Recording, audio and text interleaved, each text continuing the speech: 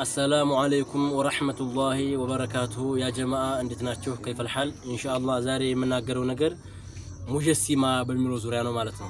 እነዚህ ሙጀሲማዎች ብሎ ማለት በአጠቃላይ ያው ሙጀሲም የሆነ ሰውዬ የሚያምነው አላህ Subhanahu Wa Ta'ala አይደለም።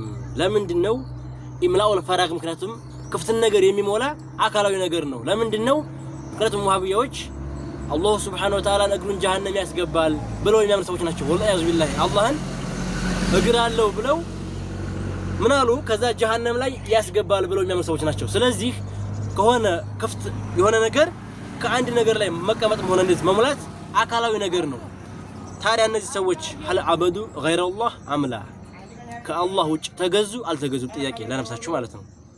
ማን يعبد غير الله هل هو كافر ام لا تسالون هذا المسألة مالتنا إن شاء الله بالتفاصيل سنأتي من أقوال العلماء سلفا وخلفا بالتفاصيل نأتي إن شاء الله نندزه هنا بزرزر كسلفوش جمرو اسك خلفوش مولو نامت ألن إجماع مالا باتك على مجسم يميقزوت الله سبحانه وتعالى أريلم مجسمة وش بكا والعياذ بالله ماتنا وقال الله بلو اللهن اقرون جهنم يسقبال بلو نمسوش بوتان نقر يمولا لكو يالونو سلازي حكالا نقر يادرقوت الله أريلم يميقزوت بكا والعياذ بالله اللهن بقى بجراش تجمل من لا يعرف خالقه فهو ما له حكم تعرفونه إن شاء الله أنا عفوا